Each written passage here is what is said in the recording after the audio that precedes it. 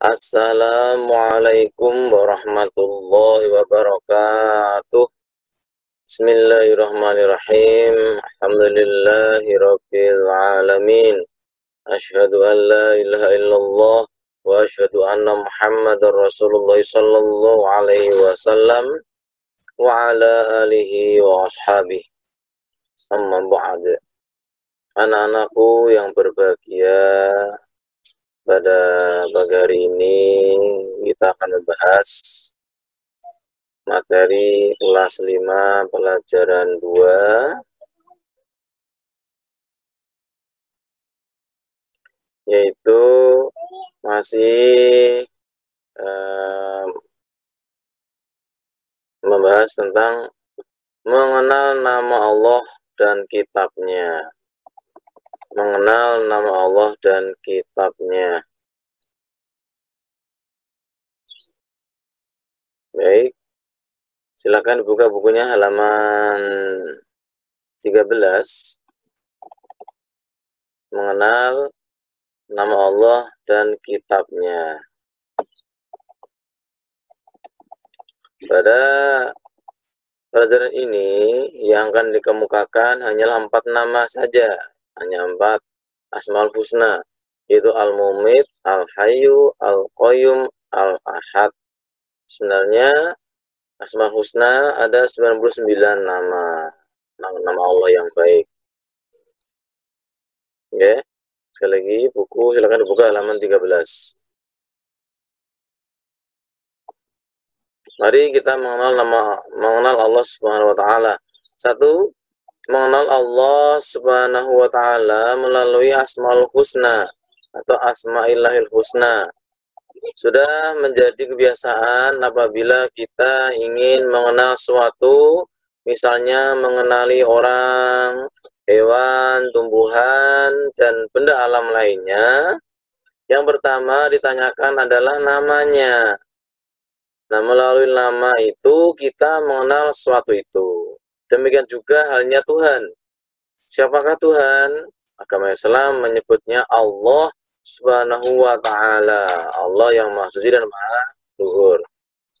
Untuk mengenal lebih jauh siapa Allah Subhanahu wa ta'ala, jawabannya ada pada Al-Asma'ul Al-Husna. Ya, bisa disebut Al-Asma'illahil Husna. Oleh karena itu, Allah Subhanahu wa taala mewahyukan namanya kepada manusia melalui kitab suci Al-Qur'an. Di sana disebutkan nama-nama Allah Subhanahu wa taala sebanyak 99 nama atau disebut dengan Al-Asmaul Husna. Al-Asmaul Al-Husna disingkat Asmaul Husna, yaitu nama-nama yang baik dan indah, nama-nama Allah yang baik dan indah.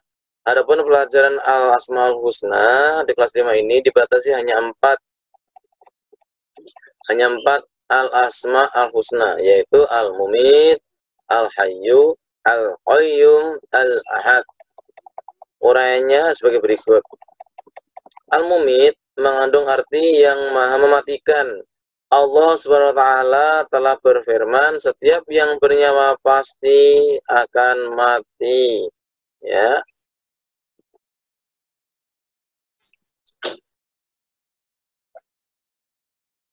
Oleh karena itu, kematian tidak dapat dihindari manusia. Kematian bukanlah suatu yang ditakuti, akan tetapi kematian adalah tangga menuju kebahagiaan abadi. Ya. Setiap diri pasti akan mati. Setiap yang bernyawa pasti akan mati. Ya. Kullu nafsin dha'iqatul maut, itu dalilnya. Kullu nafsin dha'iqatul maut, tiap-tiap diri pasti akan mencicipi mati. Al-Hayyu, yang maha hidup, mengandung arti bahwa Allah Subhanahu wa taala hidup kekal selamanya dan yang memberi hidup makhluknya. Hidup atau mati ada di dalam kekuasaan Allah Subhanahu wa taala. Contoh, berapa banyak orang yang sedang mengalami sakit berat, tapi Allah masih berkehendak memberikan kesempatan untuk hidup. Sebaliknya, sering kita melihat orang yang tidak sakit, kondisi dalam keadaan sehat walafiat, tiba-tiba saja terdengar sudah meninggal dunia. Penyebabnya bermacam-macam, ada yang sakit jantung, terjatuh, tabrakan, atau tertabrak, tenggelam, tertembak, dier, ya, dan sebagainya. Berdoalah kepada Allah SWT, ya Allah, ya Hayyu, wahai Tuhan yang Maha Hidup, hiduplah kami dan keselamatan dan kemanfaatan. Jadi, hidupilah kami dalam keselamatan dan kemanfaatan. Boleh doa seperti itu, ya. Jadi penyebab kematian itu banyak, tidak disangka-sangka pasti orang itu akan mati, tapi ya tadi kematian tidak harus ditakuti, ya tetap kita mohon ampun kepada Allah, berdoa kepada Allah supaya Allah memberikan hidup kepada kita, Al-Hayyu yang Maha Hidup. Allah memberikan kehidupan kita dalam keselamatan dan kemanfaatan, selamat dari mara bahaya dan manfaat. Kita selalu bisa mendapat manfaat dan memberi manfaat kepada orang lain. Ini Al-Hayyu, tadi Al-Mumit, Al-Hayyu, ya. Apa tadi? Yang pertama kita bahas adalah Al-Mumit, yang Maha mematikan. Yang kedua Al-Hayyu, yang Maha hidup dan menghidupkan. Sekarang yang ketiga Al-Qayyum. Al-Qayyum yang Maha berdiri atau mandiri, mengandung arti Allah SWT itu berdiri sendiri untuk selama-lamanya. Allah SWT memberikan pendidikan kepada manusia supaya hidup tidak selalu bergantung kepada orang lain. Ini, jadi Allah itu mandiri, berdiri sendiri, tidak bergantung kepada siapapun. Ya, ini bisa diambil hikmah atau bisa kita ambil pelajaran bahwa kita hidup tidak harus bergantung kepada orang lain. Kita bisa hidup mandiri, berusaha untuk mandiri, tidak selalu bergantung. Memang manusia makhluk sosial, pasti berkaitan dengan orang lain, tapi tidak serta-merta tidak harus selalu bergantung, ya. Tetap kita berusaha untuk mandiri. Al-Ahad, Allah yang Maha Esa, mengandung arti Allah itu Esa. Perhatikan Al-Quran surah Al-Ikhlas berikut ini, Qul huwallahu ahad, yang artinya, katakanlah Muhammad, dialah Allah yang Maha Esa, dialah Allah yang Maha Esa, ya.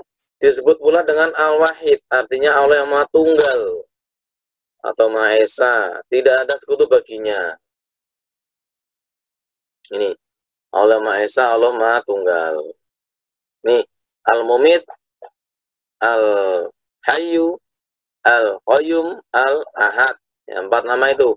Al-Mumit yang Maha mematikan, ya, Al-Hayyu yang Maha menghidupkan, Al-Qayyum yang Maha berdiri atau mandiri, Al-Ahad yang Maha Esa. Nah, silakan di buku kalian bisa melihat Allah Subhanahu wa taala Maha Esa. Ini liriknya irama lagu nenek moyangku seorang balaut gitu ya. Ayo coba nyanyi ya. 1, 2, 3. Allah itu Esa, tidak berayah. Allah itu satu, tidak beribu, yang menciptakan alam semesta dan tidak ada yang menyamainya. Silakan diulangi lagi. Allah itu Esa, tidak berayah. Allah itu satu, tidak beribu, yang menciptakan alam semesta dan tidak ada yang menyamainya. Ya, kalau diganti lagu yang lain boleh. Baik, tadi 4 nama Allah yang kita bahas. Sekali lagi, Al-Mumit, Al-Hayyu, Al-Qayyum, apa? Ayo. Al-Ahad. Betul. 2. Aku ingin terpuji di hadapan Allah SWT. Apakah kalian ingin terpuji di hadapan Allah SWT? Anak yang soleh tentu akan menjawab iya. Mari kita bersikap dan berperilaku dengan cara mengamalkan al-asma al-husna sebagai berikut. Al-Mumit mengandung arti yang maha mematikan. Allah SWT telah berfirman, setiap yang bernyawa pasti mati. Atau tadi, kullu nafsin dha'iqatul maut. Manusia, hewan, dan tumbuhan akan mati. Manusia tidak bisa lari dari kematian. Kematian bukanlah sesuatu yang ditakuti, tetapi kematian adalah tangga menuju kebahagiaan abadi. Itu bisa kalian lihat di rumah sakit, ya, perawat sedang melayani orang sakit, kebetulan itu infusnya infus darah, itu kan merah, ngeri ya. Tapi kenapa gambarnya begitu ya? Yang sakit mangap, pesutan juga, ya kayak serem gitu, delalah. Padahal nggak selalu begitu di rumah sakit itu. Bila kita ingin bahagia, maka kita ikuti perintah Allah Subhanahu wa taala dan Rasulnya. Misalnya rajin sholat, rajin membaca Al-Quran, rajin belajar, serta patuh dan hormat kepada orang tua dan guru. Kemudian jauhi yang dilarang oleh Allah Subhanahu wa taala dan Rasulnya. Misalnya mencuri, berkelahi, dan menyakiti orang lain. Selain itu, biasakan berdoa kepada Allah Subhanahu wa taala, ya Allah yang mumit, wahai Tuhan yang maha mematikan, matikanlah kami nanti dalam keadaan husnul khotimah. Ya. Tunggu sebentar.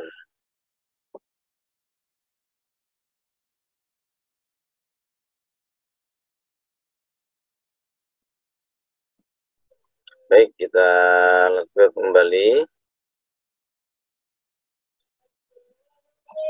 Oke, tadi kita membahas al-mumit, ya. Tetap kita supaya berusaha rajin baca Quran, rajin belajar, patuh dan hormat kepada orang tua dan guru. Jauhi yang dilarang oleh Allah supaya betul-betul kita nanti bisa husnul khotimah. Al-Hayyu, Allah yang maha hidup, mengandung arti bahwa yang memberi hidup atau nyawa dan rezeki adalah Allah. Ya, ini bisa bahwa Allah itu memang betul-betul memberikan kehidupan dan rezekinya. Oleh karena itu, hidup atau mati ada di dalam kekuasaan Allah. Bagaimana sikap dan perilaku kita dalam hidup atau kehidupan, tugas manusia adalah memelihara kehidupan dan mencari rezeki yang sudah disediakan. Ya, jadi kita memelihara kehidupan dan mencari rezeki yang sudah disediakan oleh Allah. Misalkan kita punya badan, jaga kesehatan.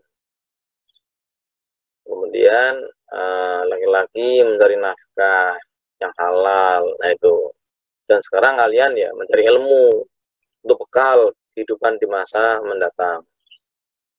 Seperti memelihara diri sendiri tadi dengan cara makan dan minum secara teratur, jangan berlebihan, dan selalu memelihara kebersihan agar tetap sehat. Sedangkan perilaku membantu kelangsungan hidup orang lain, misalnya bersedekah dengan cara memberi makan, minum, dan membantu kesehatan orang lain yang membutuhkannya. Itu silahkan. Ya. Jadi kita selain menjaga diri sendiri, makan dengan cukup, tidak boleh kekenyangan berlebihan, menjaga kebersihan diri supaya tetap sehat, ya. Kemudian bersedekah sebagai perilaku membantu kelangsungan hidup orang lain. Kemudian Al-Qayyum, yang maha berdiri atau mandiri.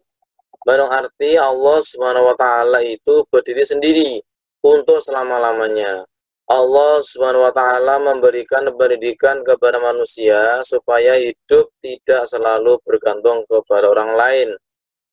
Hidup harus punya semangat mandiri dalam segala situasi dan kondisi. Pada zaman dahulu ada pepatah yang menyatakan berdiri di atas kaki sendiri atau berdikari, ya, berdiri di atas diri sendiri. Maksudnya ya kita tidak bergantung pada orang lain. Ya. Bagi siswa kelas 5, bila di rumah harus sudah dapat melakukan sendiri hal-hal tertentu, misalkan merapikan tempat tidur, contoh ini, contoh mandiri. Kemudian menyiapkan peralatan sekolah, mencari sendiri pakaian sekolah, ya, mengambil sendiri sarapan atau makanan untuk berangkat sekolah dan sebagainya. Ayo yang sudah ya alhamdulillah dipertahankan, yang belum diusahakan paling tidak perlengkapan sekolah, sarapan, makan itu disiapkan sendiri walaupun yang masak bapak ibunya, tapi kita menyiapkan sendiri itulah ya. Jadi mandiri. Kita belajar dari Al-Qayyum tersebut.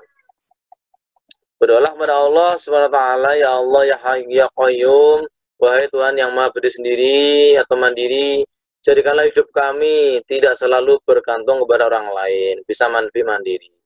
Ya, silakan berdoa di rumah masing-masing.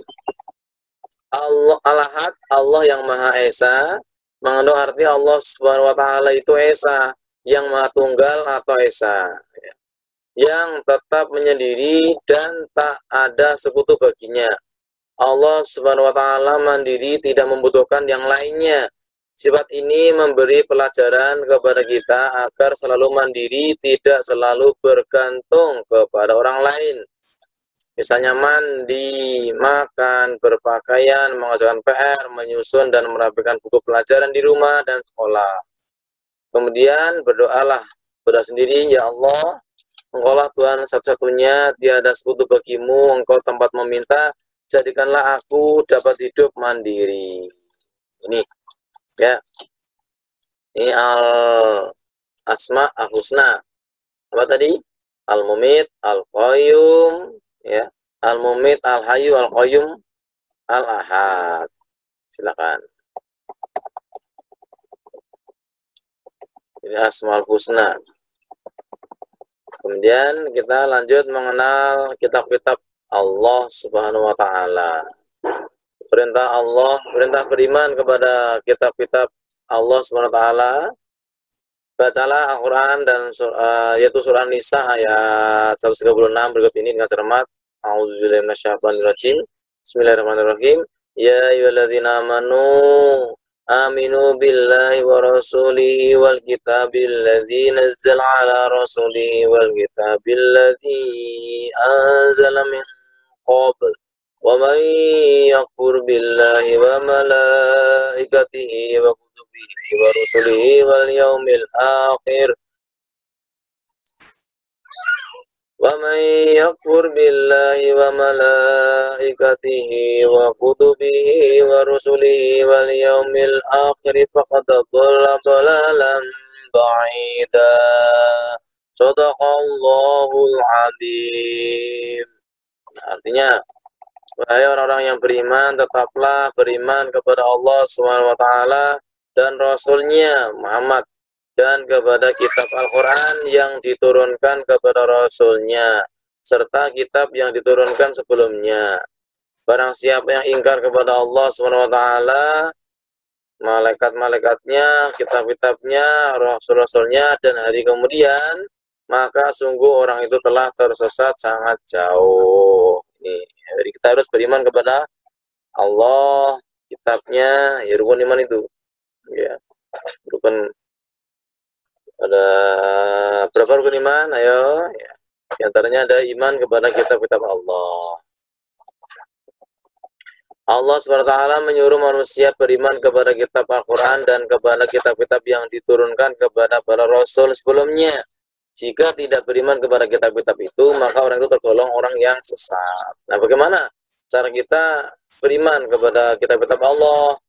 Caranya dengan meyakini bahwa Allah SWT telah menurunkan kitab-kitabnya kepada para rasulnya melalui malaikat Jibril. Kitab-kitab tersebut harus dijadikan pedoman hidup untuk menuntun dan mengatur cara kita bersikap dan berperilaku guna mencapai keselamatan dan kebahagiaan hidup di dunia dan akhirat. Ini jadi kita meyakini, ya, kemudian kita jadikan pedoman hidup untuk menuntun dan mengatur cara kita bersikap dan perilaku. Cara beriman seperti itu. Itu cara kita beriman kepada kitab Allah, ya. Kemudian perintahnya ada dalam apa tadi? An-Nisa ayat 136. Perintah kita beriman kepada kitab Allah. Nah, nama-nama kitab Allah.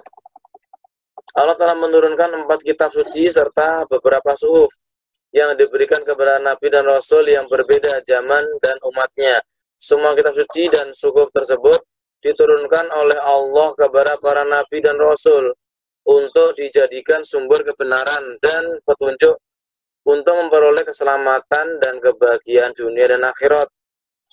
Kitab suci tersebut adalah sebagaimana dijelaskan berikut ini. 1. Kitab Taurat. Kitab Taurat diturunkan kepada Nabi Musa alaihissalam kurang lebih pada abad 12 sebelum Masehi di daerah Israel dan Mesir. Kitab Taurat menggunakan bahasa Ibrani. Ini Taurat kepada Nabi Musa. Yang kedua, Kitab Zabur. Kitab Zabur diturunkan kepada Nabi Daud alaihissalam ketika beliau menduduki tahta sebagai Raja Bani Israel pada abad 10 sebelum Masehi di tanah Kanaan. Ya. Kitab Zabur kepada Nabi Daud. Tadi kitab Taurat kepada Nabi Musa, kitab Zabur kepada Nabi Daud. Ya, Taurat pada 12 sebelum Masehi, adapun Nabi Daud itu 10 sebelum Masehi.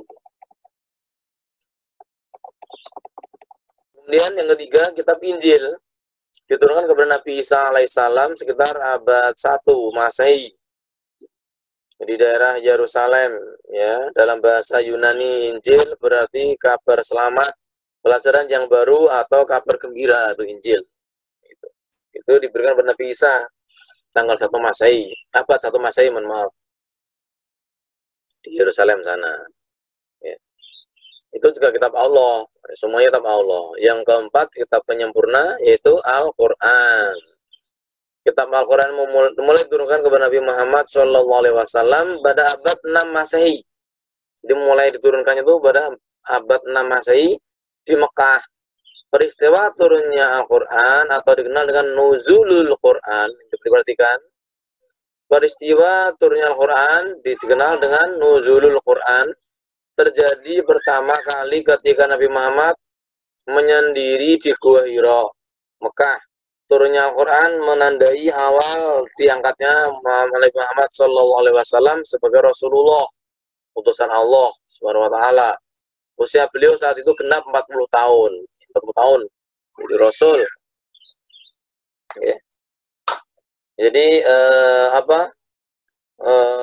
Nabi Muhammad mendapat wahyu di Gua Hira. Itu guanya ya enggak gede-gede amat sih. Sangat tinggi tapi di atas gunung, Gua Hira. Kitab Al-Quran, kitab penyempurna kitab sebelumnya terdiri dari 114 surat terbagi menjadi 30 juz dan 6.236 ayat. Diturunkan selama 22 tahun, 2 bulan, dan 22 hari. Jadi Al-Quran diturunkan mulai abad 6 Masehi. Turunnya Al-Quran dikenal juga dengan Nuzul Quran. Pertama, saat Nabi di Gua Hira, menyendiri di Gua Hira. Itu terdiri dari 114 surat, 30 juz, 6.236 ayat, ya. 22 tahun, 2 bulan, 22 hari lama turunnya Al-Quran. Al-Quran menyempurnakan seluruh hukum-hukum Allah Subhanahu wa Ta'ala yang terdapat dalam kitab-kitab yang diturunkan oleh Allah sebelumnya.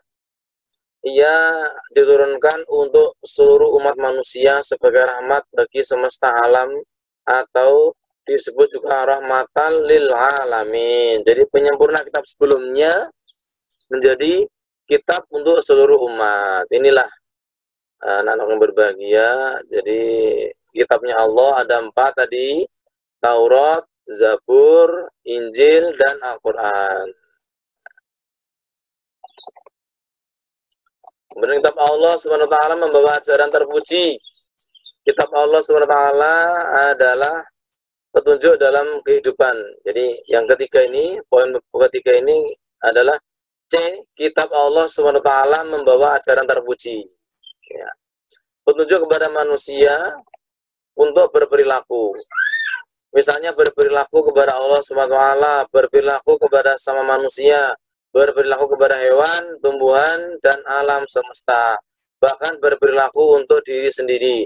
Misalnya selalu bersih, makan minum dengan teratur, dan tidak boleh menyiksa diri. Itu ya.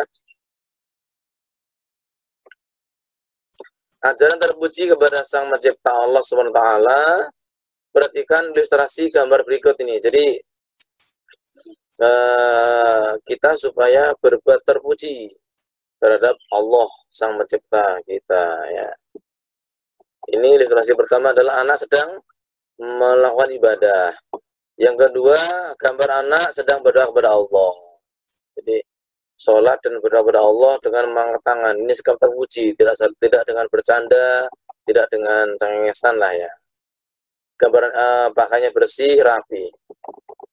Yang kedua, ajaran terpuji kepada sama manusia. Ini ilustrasi di bawah ini, lihat-lihat, diperhatikan coba.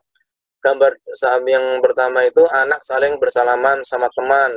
Untuk sekarang jangan dulu, karena sekarang jabat tangannya dengan darah Sunda, ada yang atau siku. Karena sekarang belum boleh bersentuhan. Nanti kalau pandemi hilang ya kita bisa salaman kembali. Yang kedua, anak sedang menolong teman yang terjatuh dari sepeda. Ini tetap ikhlas, rela, senang hati menolong saudaranya, menolong kawannya. Kemudian yang ketiga, tadi kan terpuji kepada Allah, kepada sama teman. Yang kedua, yang ketiga, ajaran terpuji kepada hewan dan tumbuhan. Ini kita memelihara hewan yang punya burung diramu dengan baik, dijaga dengan baik, kasih makan, minum. Ayam juga demikian, kucing juga demikian, ya. Yang punya pohon, di dalam pohon dirawat dengan baik, kasih pupuk, dikasih siram, dan sebagainya. Yang keempat, ajaran terpuji kepada diri sendiri, ya. Jadi terpuji kepada Allah, kepada teman, kepada lingkungan hewan, tumbuhan. Yang keempat, terhadap diri sendiri, yaitu kita memotong kuku, menjaga kebersihan. Kemudian kalau yang perempuan berhias, ya kita juga yang laki-laki juga bisa berhias, pakaian rapi, rambut yang disisir dengan rapi gitu ya. Beda berhiasnya dengan perempuan. Ini jadi selesai Al-Quran ya, ada kitab Allah, kita harus beriman ya. Kemudian kitab Al-Quran isinya diantaranya adalah membawa ajaran terpuji. Kitab Al-Quran membawa ajaran terpuji, ya terpuji kepada Allah Sang Pencipta. Kemudian membawa ajaran terpuji terhadap lingkungan, yaitu hewan dan tumbuhan. Kemudian ajaran terpuji kepada sesama dan terpuji terhadap diri sendiri. Demikian anak-anak yang berbahagia, semoga Allah memberikan kita selalu kebahagiaan, kita menjadi orang yang terpuji ya, selalu jaga kesehatan. Semoga Allah paling kita semua selalu sehat, selalu terpuji dan selalu mendapat sukses dan barokah. Baik, demikian pada kesempatan hari ini. Bila ada kekurangan atau suatu hal yang kurang berkenan di hati Anda sekalian, kami mohon maaf yang sebesar-besarnya. Kemudian bila ada sesuatu yang kurang jelas bisa ditanyakan Pak Guru di WA ya. Baik, demikian wabillahi taufiq wal hidayah. Wassalamualaikum warahmatullahi wabarakatuh.